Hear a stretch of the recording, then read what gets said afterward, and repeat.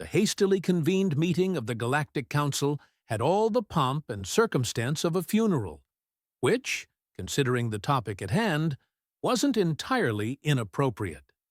Representatives from 18 different species sat in their crystalline pods, hovering in a perfect circle around the central holographic display.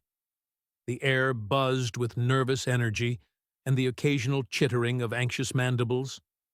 Ambassador Brooke Thorne sat perfectly still in her assigned pod, hands folded in her lap, watching the proceedings with the kind of calm that could either be Zen-like patience or the quiet before a storm. As the sole human representative in a room full of beings who looked like they'd stepped out of a particularly creative nightmare, she'd learned that sometimes the best strategy was to simply wait. Council leader Brixen, a towering reptilian creature whose scales shifted colors based on his emotional state, currently a delightful shade of deeply concerned purple, cleared his throat with a sound like rocks tumbling down a mountain. "Fellow delegates," he began, his voice carrying the weight of cosmic authority, "we gather today to address the problematic application of the species known as humanity for membership in our esteemed council." A ripple of uneasy murmurs swept through the chamber. Ambassador Hextall, whose compound eyes could probably spot a lie from 3 star systems away, clicked her mandibles in what Brooke had learned was the insectoid equivalent of nervous laughter. "Problematic is putting it mildly, Brixen. Have you seen their planet's ecosystem reports?" "Indeed," Councillor Norvac croaked from his moisture-filled pod, his amphibian features twisted into an expression of pure horror. "Never in my 600 cycles have I encountered a world so thoroughly dominated by... He shuddered, his throat sac inflating and deflating rapidly. "By predators." Brooke bit the inside of her cheek to keep from smiling. She'd been through this song and dance before. Different council, different species, same basic terror at the idea that humans shared their planet with anything that had more than 2 teeth. "Perhaps," Brixen continued, his scales now shifting to a more authoritative shade of deep blue, "it would be beneficial to review the evidence we've compiled." With a gesture that was probably meant to be dramatic but mostly looked like he was swatting at invisible flies, he activated the central holographic display.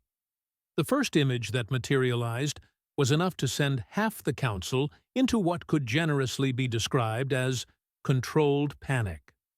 A great white shark, captured in perfect detail as it breached the surface of the ocean, water streaming from its torpedo-shaped body, jaws agape to reveal row upon row of razor-sharp teeth. Captain Yulon, the council's security chief, and a being who looked like someone had crossed a praying mantis with a very nervous accountant, actually recoiled so hard she nearly fell out of her pod. By the sacred rings of Maltix, what kind of monster is that thing? According to our xenobiological surveys, Brixen replied, consulting a datapad that seemed almost comically small in his massive claws, this creature is known as a great white shark. It can grow up to 20 feet in length, possesses multiple rows of serrated teeth, and can detect a single drop of blood from miles away. Miles? Hextall's compound eyes somehow managed to grow even wider. How do humans survive in the water with such abominations lurking beneath the surface? Brooke opened her mouth to answer, but Brixen was already moving to the next slide. A pride of lions lounged in the African savanna, their golden coats gleaming in the afternoon sun. The male's mane was magnificent, his expression one of lazy contentment that somehow still managed to convey the promise of explosive violence. "The African lion," Brixen announced, with the solemnity of a being reading a death warrant. "Adult males can weigh up to 600 pounds, and possess canine teeth exceeding 3 inches in length. They hunt in coordinated groups and have been recorded taking down prey many times their own size. Norvak's throat sac was now pulsing so rapidly it looked like he might be having some kind of cardiac event. Coordinated hunters? On the same planet as the aquatic death machines? How is this possible? The parade of horrors continued. Brown bears fishing for salmon, their massive paws swiping fish from rushing water with casual efficiency. Wolves moving through snow-covered forests in perfect formation, their eyes reflecting the camera's flash like amber beacons of doom. A tiger, striped coat, providing perfect camouflage as it stalked through tall grass with the fluid grace of death itself. But it was the next image that really sent the council into hysterics. A perfectly ordinary house cat, a small tabby, probably weighing all of 8 pounds soaking wet, crouched in a garden, pupils dilated, haunches wiggling as it prepared to pounce on an unsuspecting mouse. The collective gasp from the assembled aliens was audible across 3 octaves. "Sweet nebulae," Captain Yulan whispered, her antenna twitching in what Brooke could only assume was extreme distress. "They've miniaturized the predators. They're breeding smaller versions for what purpose?" "According to our intelligence," Brixton said, his scales now cycling through colors so rapidly he looked like a living lava lamp. "Humans actually invite these cats into their homes. They feed them, provide them with shelter, and allow them to roam freely through their living spaces. They live with them." Hextool's mandibles were clicking so fast they sounded like castanets. "The humans have domesticated death itself." Counselor Norvak had gone completely pale. Well, paler than usual. No wonder their application for council membership was flagged for emergency review. A species that not only survives alongside such creatures, but actively cultivates relationships with them. What does that say about their own predatory nature? Brooke had to admit, listening to a bunch of highly advanced alien civilizations lose their collective minds over footage of a house cat was pretty entertaining. She'd seen this same pattern play out with dozens of species over the past few months. Show them a shark, and they'd worry about humanity's survival instincts. Show them a lion, and they'd fret about territorial aggression. Show them a cat, and they'd start drafting their wills. "The question before us," Brixton declared, raising his voice over the rising tide of nervous chatter, "is whether a species capable of coexisting with such deadly fauna can be trusted to join our peaceful alliance. What kind of beings must they be to thrive in such a hostile environment?" "Dangerous ones," Captain Yulan replied grimly, "the kind that would see our worlds as easy prey." "Or, perhaps," suggested Ambassador Zenthi, a crystalline being whose voice sounded like wind chimes in a gentle breeze, "the kind that have evolved beyond the need for such primitive survival instincts. Maybe they've transcended their planet's violent nature through superior intellect or technology." Brooke nearly snorted. If only they knew that half of humanity's technological advancement had come from trying to figure out better ways to protect the very predators they were so terrified of. Transcended? Hextool's laugh was a sound like breaking glass. "Look at their entertainment media. Their stories celebrate violence. Their sports simulate combat. Their very mythology is built around conflict and conquest. These are not beings who have transcended anything." The holographic display cycled through more images. Grizzly bears, mountain lions, crocodiles, wolves, eagles with talons like curved daggers. Each new creature sent fresh waves of terror through the assembled delegates.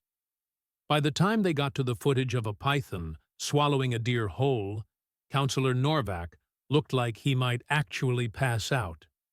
"I propose," Brixton said finally, his voice cutting through the chaos like a blade, "that we vote immediately to deny humanity's application for council membership. A species that not only tolerates, but apparently thrives alongside such monstrous creatures poses too great a risk to our civilized society." "Seconded," came the immediate response from at least 6 different voices, all in favor. Tentacles, claws, appendages, and various other limbs began to rise around the chamber. The vote was going to be unanimous. A complete and utter rejection of humanity's place in galactic society. That's when Brooke Thorne finally decided she'd heard enough. "You know," she said conversationally, her voice carrying easily through the sudden silence, "if you're so concerned about Earth's predators, I could always call one over and let you see for yourselves what they're really like." The effect was immediate and spectacular. Half the council dove for cover behind their podiums. Captain Yulon actually drew what appeared to be some kind of energy weapon. Brixton's scales went through the entire visible spectrum and possibly a few colors that didn't exist in normal space-time. You could what?" he managed to stammer. Brooke smiled, pulling out her personal communicator with the casual air of someone reaching for a cup of coffee. "Call one over. Would you like me to? I mean, if you're going to base your entire decision on fear of creatures you've never actually interacted with, shouldn't you at least meet one first?" The silence that followed was so complete, you could have heard a pin drop in the vacuum of space. "Unless, of course," Brooke added, with just the faintest hint of challenge in her voice, "you'd prefer to keep making decisions based on assumptions rather than facts." And with that, she activated her communicator, completely ignoring the fact that 18 of the galaxy's most powerful beings were staring at her like she'd just offered to juggle live grenades while riding a unicycle. This was about to get interesting. The communicator's gentle chime echoed through the council chamber like a death knell. 18 alien beings held their collective breath as Brooke Thorne casually scrolled through her contacts with the kind of nonchalance usually reserved for ordering pizza. "Let's see," she mused aloud, completely ignoring the way Captain Yulon's weapon was now tracking her every movement. "Who should I call? Oh, I know. My daughter's working today. She's perfect for this. Your offspring?" Brixton's scales had somehow managed to achieve a color that didn't exist in nature. "You would endanger your own child?" Brooke looked up from her device with the kind of expression parents everywhere perfected when dealing with particularly slow children. "Endanger? Oh, honey, you really don't understand Earth at all, do you?"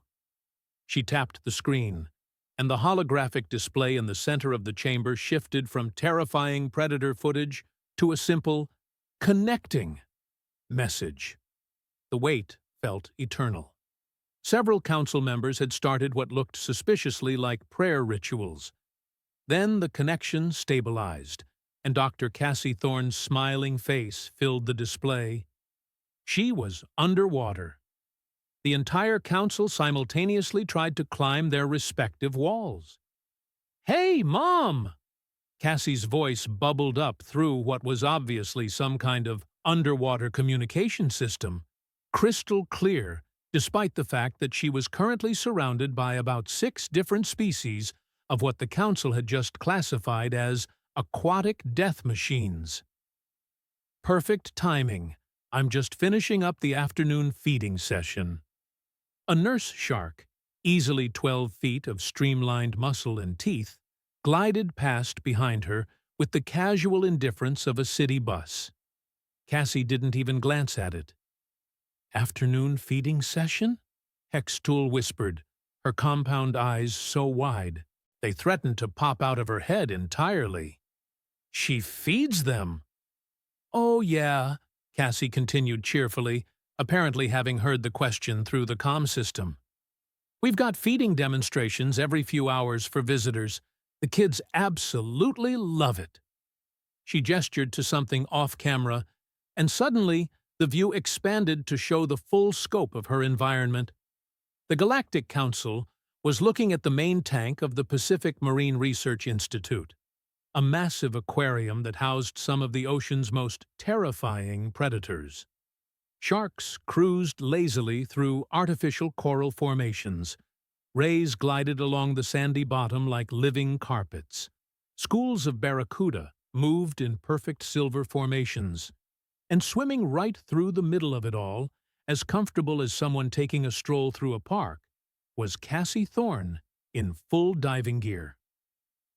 "This is impossible," Counselor Norvac croaked, his throat sac inflating and deflating so rapidly he sounded like a broken bellows. "No sentient being could survive in such conditions." "Survive?" Cassie laughed, the sound somehow managing to be both musical and completely terrifying to alien ears. "Watch this." She reached into a mesh bag at her side and pulled out what looked like a chunk of fish. "Here, Duchess." "Come here, girl." The response was immediate.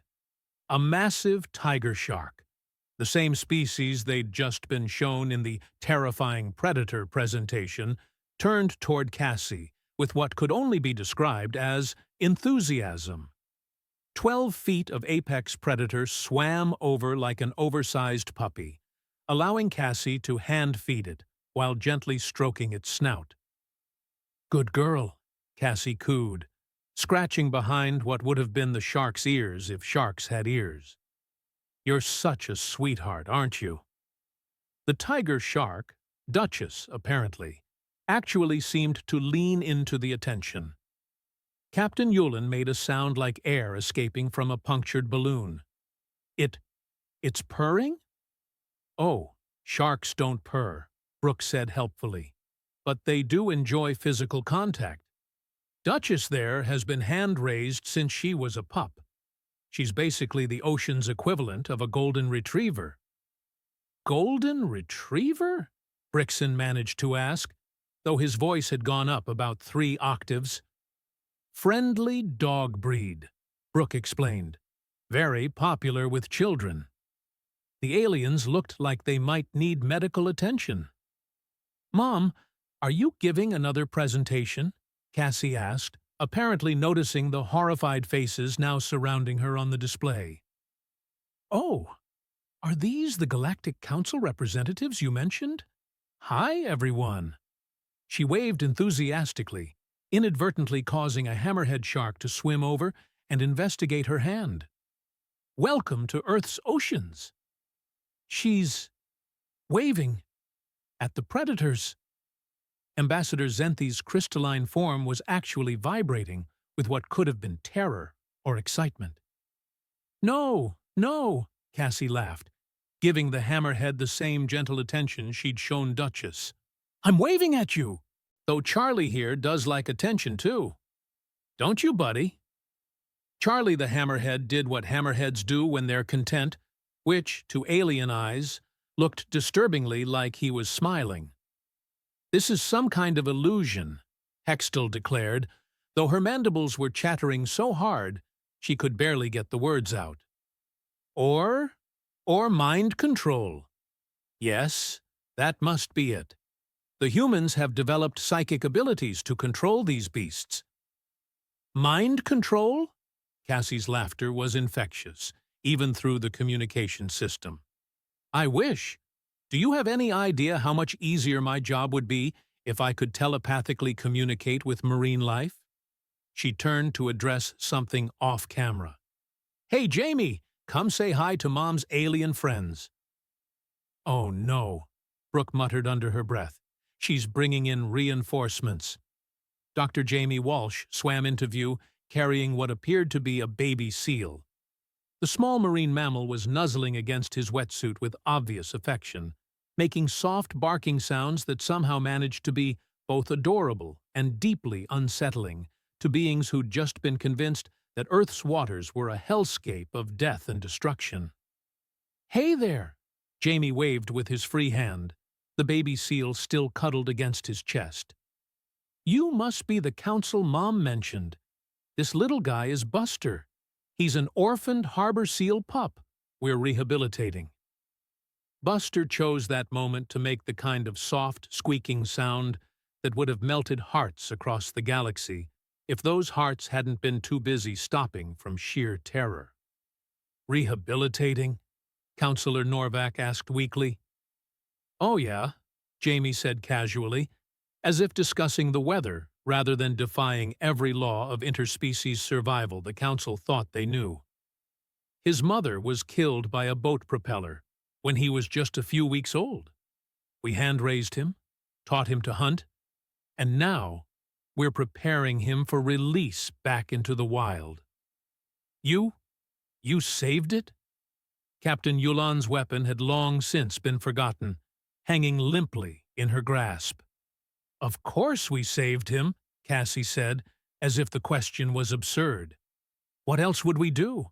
Let a baby starve because his mother died in an accident?"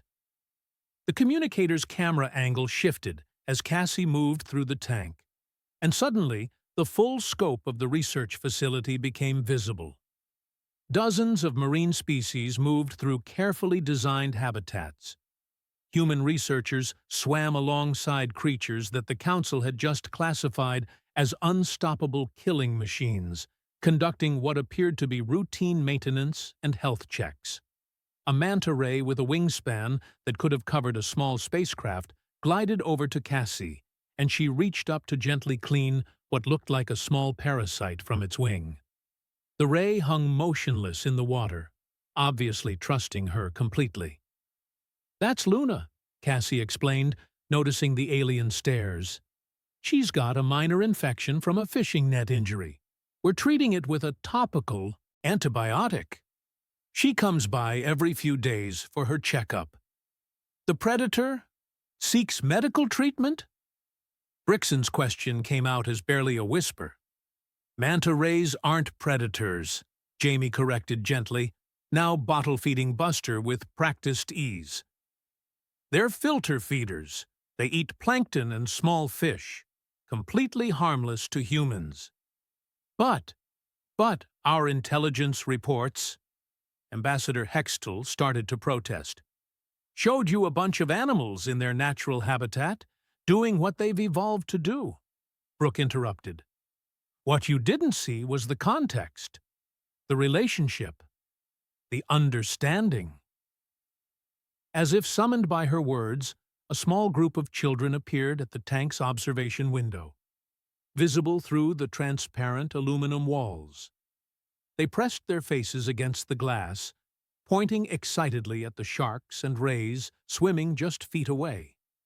One little girl held up a drawing of what was unmistakably Duchess the tiger shark, complete with a big smiley face and the words, "My favorite shark," scrawled in crayon.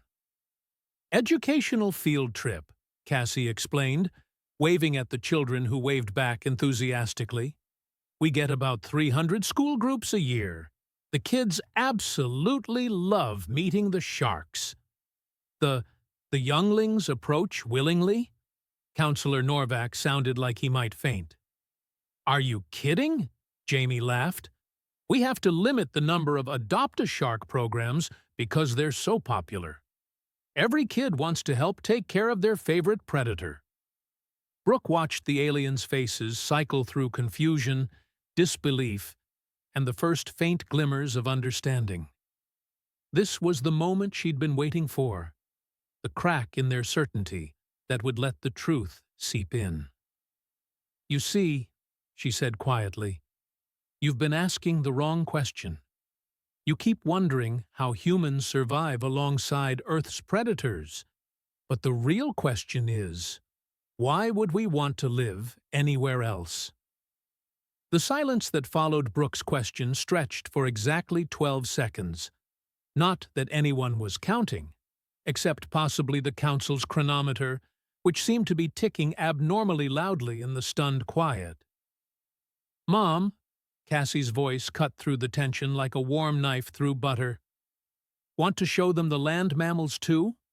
I can patch you through to the Oakland Conservation Center. It's almost feeding time for the big cats. If the alien delegates had looked terrified before, they now appeared to be contemplating the benefits of spontaneous combustion as an escape strategy. "Oh, that's perfect," Brooke said with the enthusiasm of someone who definitely knew exactly how much chaos she was about to unleash. "Patch us through, sweetheart." The holographic display flickered for a moment, and suddenly the underwater world of the Research Institute was replaced by rolling green hills dotted with spacious enclosures. The Oakland Conservation Center sprawled across hundreds of acres, each habitat carefully designed to mimic the natural environments of its inhabitants. "Hello there!" The voice belonged to Keeper Rodriguez, a weathered man in khaki who was currently pushing a wheelbarrow full of what appeared to be very large chunks of raw meat. "You must be Cassie's alien friends. Welcome to feeding time at the zoo." Behind him, barely visible through a line of trees, something golden and massive stirred in the afternoon sunshine. Captain Yulon actually whimpered. "Now, don't worry," Rodriguez continued cheerfully, apparently oblivious to the fact that his audience was experiencing collective cardiac arrest. "The lions are always a bit excited during mealtime, but they're absolute sweethearts once they get their dinner." He whistled, a simple two-note call, and the response was immediate and utterly devastating to every assumption the Galactic Council had made about Earth's apex predators. A full-grown male African lion came loping out of the trees with the kind of easy, powerful grace that had evolved to chase down gazelles across the savannah. His mane caught the sunlight like spun gold, his muscles rippled beneath tawny fur, and his amber eyes held the promise of violence that had made his ancestors the kings of the African plains. He also made a sound that was unmistakably, undeniably, completely ridiculous. "Meow!" The mighty roar of the apex predator came out as what could only be described as a question. A polite, almost conversational question.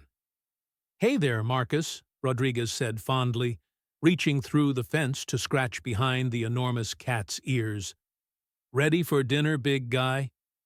Marcus, 600 pounds of evolutionary perfection, designed for killing large herbivores, leaned into the scratching and began to purr. The sound was like a diesel engine idling, deep and rumbling, and absolutely, completely non-threatening. Ambassador Hextool's mandibles had stopped clicking entirely. She appeared to be in some kind of catatonic state. This cannot be real," Brixton whispered, his scales now cycling through colors that probably didn't have names in any known language. "That creature should be attempting to devour him." "Marcus?" Rodriguez laughed, giving the lion one more scratch before moving to prepare his meal. "Nah, he's a big baby, bottle raised after his mother rejected the litter. He thinks humans are just weird, hairless lions." As if to prove the point, Marcus flopped over onto his side and rolled, presenting his considerable belly to the fence in what was unmistakably a request for tummy rubs. "Oh, come on," Rodriguez chuckled. "You know I can't resist when you do that." He reached through the fence again and obliged, scratching the lion's belly while Marcus's purring reached earthquake-level intensity. Counselor Norvac made a sound like a dying accordion. "Let me introduce you to the girls," Rodriguez continued, apparently determined to completely destroy every alien preconception about Earth's fauna. He made another whistling call, and 3 female lions emerged from what appeared to be a custom-built playground, complete with climbing structures, ropes, and what looked suspiciously like oversized cat toys. The lionesses approached the fence with the casual confidence of creatures who had never known fear, hunger, or anything more threatening than the occasional veterinary checkup. One of them, a sleek female with intelligent eyes, immediately went to a large ball hanging from a rope and began batting at it with the kind of focused intensity usually reserved for existential philosophy. "That's Diana," Rodriguez explained. "She's our puzzle solver. Give her any kind of enrichment toy, and she'll figure it out in about 5 minutes. Smart as a whip." Diana chose that moment to successfully manipulate the ball in a way that released a hidden treat, then looked directly at the camera with what could only be described as smug satisfaction. "And this is Athena and Artemis," Rodriguez continued, as 2 more lionesses wandered over to investigate the conversation. "Sisters from the same litter. Athena's the social butterfly. She loves meeting new people. Artemis is more reserved, but she's absolutely brilliant with the cubs." As if summoned by his words, a small golden blur came tumbling out of the trees, followed by another, and then another. 3 lion cubs, probably about 6 months old, bounded toward the fence with the kind of reckless enthusiasm that was universal among young mammals throughout the galaxy. They were, without question, the most adorable things the Galactic Council had ever seen. "Oh no," Captain Yulon breathed.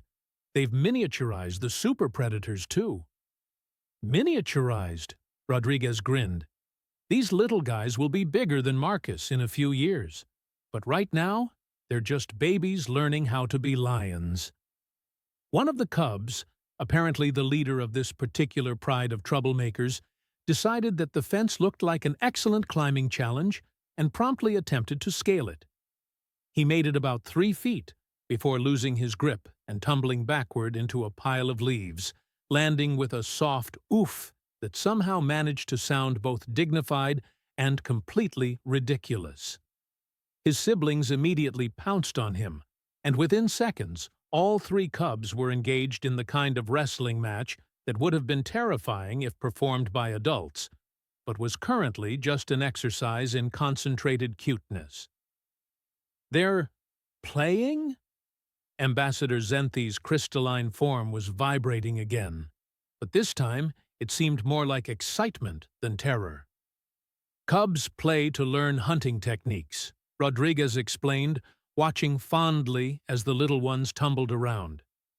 "It's how they develop the skills they'll need as adults. Though these guys won't need to hunt. They're part of our breeding program for endangered subspecies." "Endangered?" Brixton's question came out as a croak. "Oh yeah." Rodriguez's expression grew more serious. "Wild lion populations have dropped by about 60% over the last 20 years. Habitat loss, human encroachment, climate change. It's been tough out there for the big cats." He paused to toss chunks of meat to the adult lions, who caught them with casual precision and settled down to eat with the kind of contentment that came from never having to wonder where their next meal was coming from.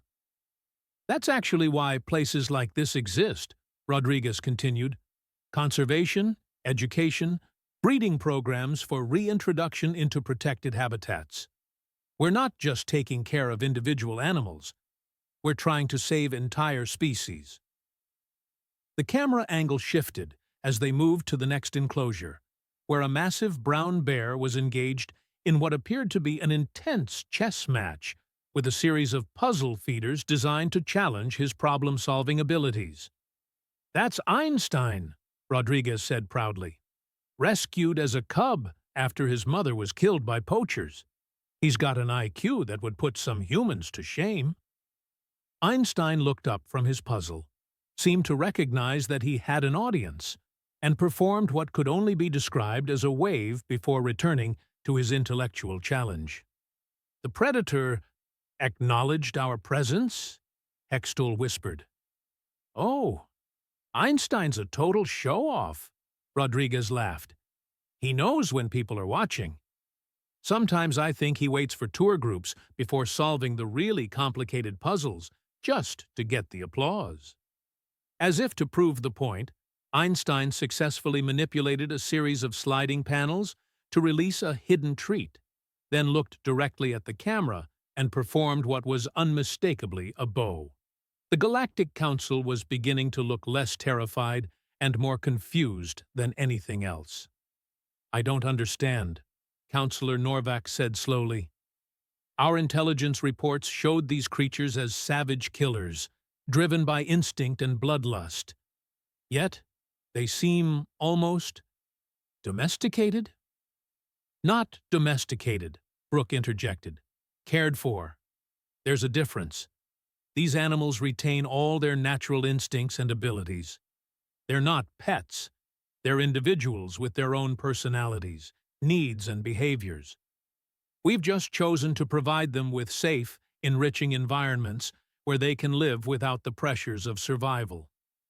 The tour continued through enclosures housing wolves that played fetch with their keepers, eagles that participated in educational flight demonstrations, and a family of mountain lions that had apparently learned to pose for photographs on command. "But why?" Captain Yulon asked, finally finding her voice again. "Why would you devote such resources to maintaining creatures that serve no apparent purpose?" Rodriguez paused in his feeding routine to give her a look that suggested he was questioning her entire understanding of the universe. "No purpose?" he repeated slowly. "Lady, these animals are the reason we're here. They're not just individual creatures.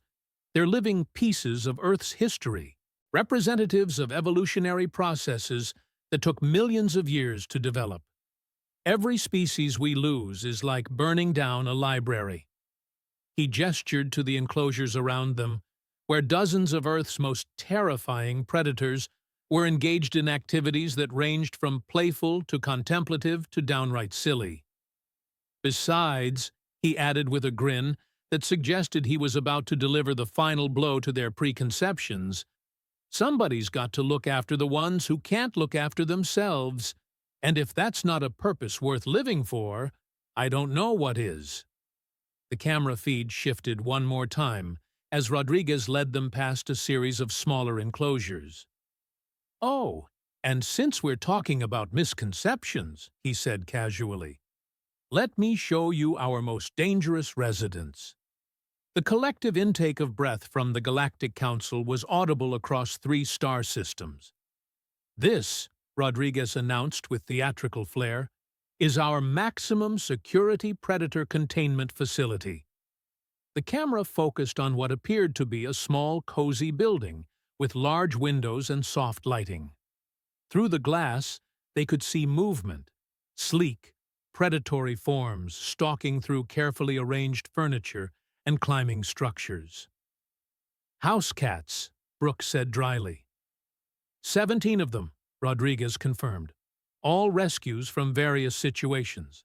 And let me tell you, pound for pound, these little guys are the most efficient predators on the planet. A single outdoor cat can kill over 1,000 small animals per year." Inside the building, a small orange tabby was demonstrating exactly what he meant by executing a perfect ambush on a feather toy, moving with the kind of lethal precision that would have made a Navy SEAL weep with envy. "They're so small," Ambassador Zenti whispered. "Size doesn't matter when you're engineered for killing," Rodriguez said cheerfully. "Retractable claws, night vision, reflexes that make our best athletes look like they're moving through molasses, and hunting instincts that haven't changed in thousands of years." A fluffy Persian cat chose that moment to meow pitifully at the window, clearly demanding attention from the nearest human. "That's Princess Whiskers," Rodriguez explained. "Found her as a kitten in a storm drain. She's absolutely ruthless when it comes to getting belly rubs." Princess Whiskers demonstrated this by flopping over dramatically and presenting her fluffy stomach to the camera with the kind of calculated manipulation that would have impressed interstellar diplomats. The small predators make requests? Counselor Norvac asked weakly. Oh, they don't request, Rodriguez laughed. They demand. Cats are basically tiny dictators with excellent public relations departments. The communication feed from Earth finally ended, leaving the Galactic Council chamber in a silence so profound it seemed to have physical weight.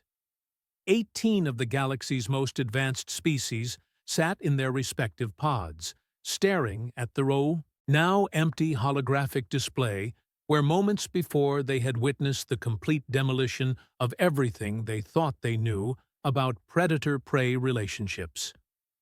Brixton was the first to find his voice, though it came out as barely a whisper. I don't understand. How is any of this possible? Simple, Brooke replied, settling back in her chair with the satisfaction of someone who had just played the perfect hand in a very important game. You made the classic mistake of judging a species by its surface characteristics rather than understanding the deeper truth. Which is? Captain Yulon asked, though her weapon remained conspicuously holstered. Brooke smiled, and there was something in that expression that made several council members suddenly remember that they still didn't actually know what humans were capable of. The deadliest predator on Earth, she said quietly, isn't a shark or a lion or a bear. It's us. The temperature in the chamber seemed to drop by several degrees. Humans are apex predators, Brooke continued, her voice taking on a lecturing tone. We hunt in coordinated groups. We use tools. We've conquered every environment on our planet, from the deepest oceans to the highest mountains. We've driven more species to extinction than any natural disaster in Earth's history.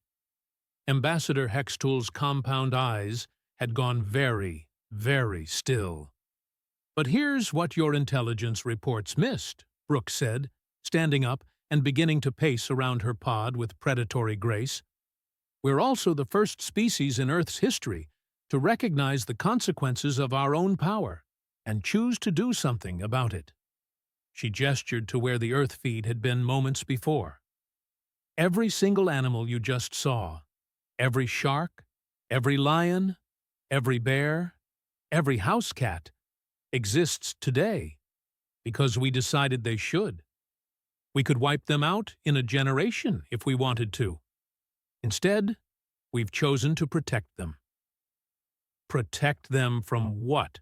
Counselor Norvac croaked. From us, Brooke said simply, and from the changes we've made to their world. Climate change, habitat destruction, pollution, these are all byproducts of human advancement. But instead of just accepting that as the price of progress, we've decided to take responsibility. She pulled up a new holographic display, this one showing statistics rather than predator footage. Conservation budgets, wildlife preserve acreage, endangered species recovery programs, marine sanctuary zones. Humans spend billions of credits annually on wildlife conservation, she explained. We've established protected habitats covering millions of square kilometers. We've brought species back from the brink of extinction through careful breeding programs and habitat restoration. The numbers floating in the air were staggering. Even for a galactic civilization, the resources being devoted to protecting other species was impressive. But why? Ambassador Zenthi asked, her crystalline form resonating with genuine curiosity. What benefit do you derive from preserving creatures that serve no economic purpose? Brooke was quiet for a long moment, considering the question. When she spoke, her voice carried a weight that hadn't been there before. Because we learned something that apparently no other species in the galaxy has figured out yet, she said. Power without restraint isn't strength, it's weakness. True strength is having the ability to destroy something and choosing instead to protect it. She walked over to the central holographic display and called up one more image, Earth as seen from space, a blue marble suspended in the cosmic dark. We share that planet with millions of other species, she continued. Some of them are predators that could kill us if we met them in the wrong circumstances. Some of them are so small we barely notice they exist. But every single one of them has the same right to exist that we do. Even though you could eliminate them? Brixton asked. Especially because we could eliminate them, Brooke replied. That's what makes us protectors instead of just predators. The silence that followed was different from the earlier terror-induced quiet. This was contemplative, thoughtful silence. You're saying, Captain Yulon said slowly, that humanity's greatest strength isn't your ability to survive alongside dangerous predators. It's your choice to let them survive alongside you. Now you're getting it, Brooke said with approval. Council Leader Brixton straightened in his pod, his scales finally settling into a steady, deep blue that indicated careful consideration. The Council will now vote on humanity's application for membership. The voting was swift and unanimous, though for very different reasons than anyone had expected when the session began. Motion carries, Brixton announced. Earth is hereby welcomed into the Galactic Council. As the celebration began, Brooke casually mentioned, "Oh, and I should probably warn you, next time I visit, I might bring my cat. Princess is excellent at breaking the ice at diplomatic functions." The speed with which 18 alien delegates suddenly found urgent business elsewhere was, frankly, impressive. "Wait!" Brixton called out as representatives began filing toward the exits. "Ambassador Thorne, before we adjourn, I must ask, if humans are truly the apex predators of your world, and you've chosen restraint over dominance, what does that mean for your interactions with us?" Brooke paused at the entrance to her pod, a thoughtful expression crossing her face. "You mean, are we going to conquer the galaxy and turn you all into pets?" The nervous laughter that rippled through the chamber suggested that, yes, that was exactly what they meant. "Here's the thing about humans," Brooke said, settling back into her chair. "We don't actually want to rule over other species. We want to work with them. The same protective instinct that makes us care for Earth's animals makes us interested in forming alliances with sentient species like yourselves. But surely there must be limits to this benevolence." Ambassador Hextool's mandibles were clicking again, though more slowly than before. "What happens when human interests conflict with the well-being of other species?" "Good question," Brooke acknowledged. "Let me tell you about the Greater Yellowstone ecosystem. For decades, we'd eliminated wolves from the region because they threatened livestock. The ecosystem began to collapse. Rivers changed course, forests died, entire species disappeared. So you know what we did?" She called up another holographic display showing the remarkable recovery of Yellowstone after wolf reintroduction. "We brought the wolves back, even though it meant accepting losses to our livestock, even though it required completely restructuring how we managed the land, because we realized the ecosystem needed its apex predators to function properly. You deliberately reintroduced creatures that would cause you economic harm." Councillor Norvac looked genuinely baffled. "We reintroduced the keystone species the ecosystem required to be healthy," Brooke corrected. "Sometimes protecting the greater good means accepting short-term costs. It's called thinking beyond the next quarterly profit report." Captain Yulon leaned forward in her pod. "And you believe this philosophy would extend to galactic politics?" "I know it would," Brooke said confidently. "Humans have learned that diversity makes ecosystems stronger. We're betting the same principle applies to galactic civilizations. 18 different species, 18 different perspectives, 18 different approaches to solving problems. That's not a threat to human dominance. That's an incredible resource for solving challenges none of us could handle alone. But what about expansion? Ambassador Zenthi's crystalline form chimed softly. Human population growth, resource needs, territorial requirements? Brooke grinned. You've seen our planet. Do you really think a species that shares living space with tigers and great white sharks is going to have trouble sharing the galaxy with a bunch of civilized neighbors who won't try to eat us?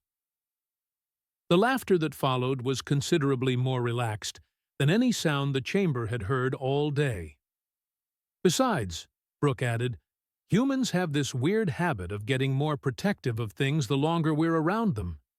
Give us a few centuries of working together, and we'll probably be running conservation programs for endangered Zephyrian art forms and establishing nature preserves for crystalline singing gardens. You would do that? Ambassador Zenthi's voice carried a note of wonder. Lady, we currently spend more on keeping pandas comfortable than most planets spend on their entire military budgets. And pandas contribute absolutely nothing to human society except being adorable. You actually bring useful skills to the table. Brixton's scales had settled into what Brooke was learning to recognize as his making important decisions color. The Council accepts Earth's membership with enthusiasm, and perhaps a small request. Oh? Would it be possible to arrange cultural exchange programs? Some of our younger citizens have expressed interest in learning about human conservation techniques. Brooke's smile was answer enough. Actually, she said, reaching into her jacket pocket, I brought something that might interest you. She pulled out a small device that looked innocuous enough to alien eyes, but caused Captain Yulon to instinctively reach for her weapon again. Relax, Brooke laughed. It's just a photo album, digital storage of images from Earth. She activated the device, and suddenly, the holographic display filled with pictures that told a very different story than the predator footage they'd seen earlier. Children hand-feeding giraffes at wildlife sanctuaries. Researchers releasing rehabilitated sea turtles back into the ocean. Families of elephants being relocated to protected reserves by teams of human conservationists. This is what we actually do, Brooke said quietly. This is who we actually are. The final image showed a group photo taken at an international conservation summit. Hundreds of humans from every continent, every culture, every background, all united around a single goal, protecting the species that shared their world. Welcome to the neighborhood, Brooke added with a grin. I think you're going to like it here.